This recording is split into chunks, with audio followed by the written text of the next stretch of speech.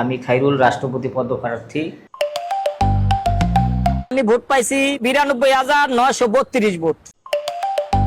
রাষ্ট্রপতি খাইরুল। রাষ্ট্রপতির পদ নিয়ে যতই আলোচনা বাড়ছে ততই ফেসবুকে বারবার আলোচনায় আসছে একটাই নাম, খাইরুল দেওয়ান। 14 কোটি মানুষ কিন্তু আমাকে সমর্থন করে।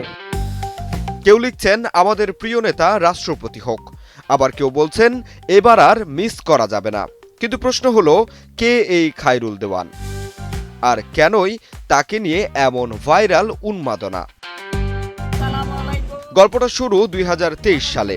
তখন রাষ্ট্রপতি নির্বাচনে অংশ নিতে চেয়েছিলেন খাইরুল দেওয়ান, কিন্তু মনোনয়নপত্রই পাননি।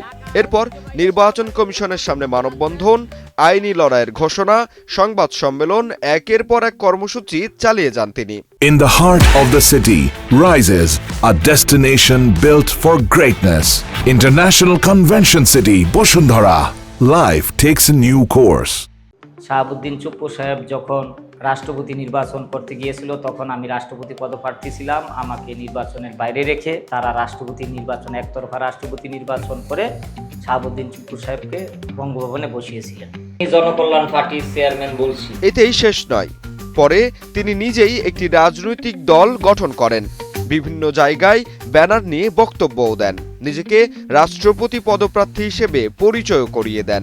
এমনকি এক পর্যায়ে প্রধানমন্ত্রী পদেও নির্বাচন করার ইচ্ছার কথাও জানান তিনি। এখন আমারে প্রধানমন্ত্রী বইলা ডাকে। তার এই অদম্য চেষ্টা সামাজিক যোগাযোগ মাধ্যমে দ্রুত ভাইরাল হয়ে যায়। অনেকেই বিষয়টিকে হাস্যরস বা মিমের উপাদান হিসেবে ব্যবহার করতে শুরু করেন। এরপর থেকেই কমেন্ট বক্সে জন্ম নেয় নতুন এক ট্রেন্ড, প্রিয় নেতা খাইরুল দেওয়ান। তবে মনে রাখা জরুরি, সোশ্যাল মিডিয়ায় তার জনপ্রিয়তার বড় অংশই রসিকতা, মিম এবং ট্রল সংস্কৃতির অংশ। এটি কোনো আনুষ্ঠানিক জনপ্রিয়তার জরিপ বা নির্বাচনী সমর্থনের প্রমাণ নয়।